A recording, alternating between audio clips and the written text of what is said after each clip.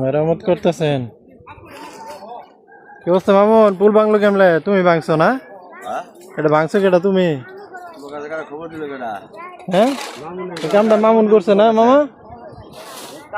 মামুনের কামই ওইটা, মামুনের কাম। এটা তো হইতো না। আমি তো দেখছি পুলটা ভেঙে গেছে, দেখছেন?